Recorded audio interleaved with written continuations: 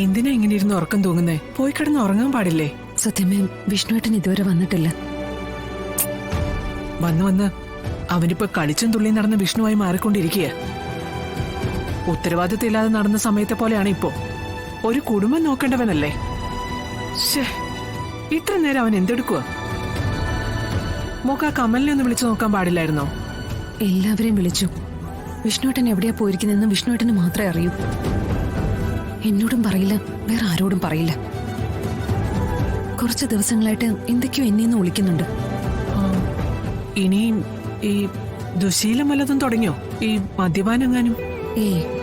അങ്ങനെ എന്തെങ്കിലും ഉണ്ടെങ്കിൽ ആ സെക്കൻഡിൽ ഞാൻ അറിയും. ഇത് മറ്റെന്തോ കാര്യ. എന്നാ പിന്നെ അതെന്താണെന്ന് അറിഞ്ഞിട്ടേ ഉള്ളൂ. ഞാനും ഇരിക്കാം. സത്യമ്മ പോയി കിടന്നോളൂ. ഞാൻ എന്തായാലും വിഷ്ണുവേട്ടൻ വന്നിട്ട് കിടക്കുന്നുള്ളൂ.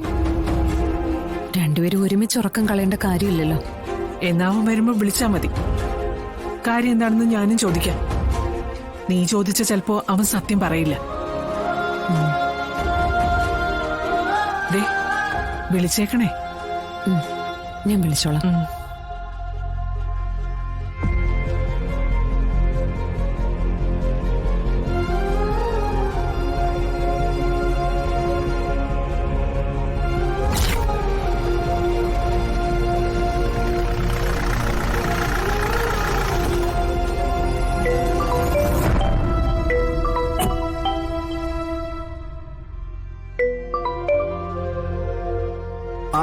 ഹലോ വിഷ്ണുവേട്ടൻ, ഇത് എവിടെയാ?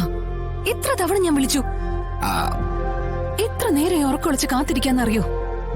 താൻ ടെൻഷൻ അടിക്കണ്ട, ഞാൻ വീടിന് മുന്നിലുണ്ട്. ദേവരനു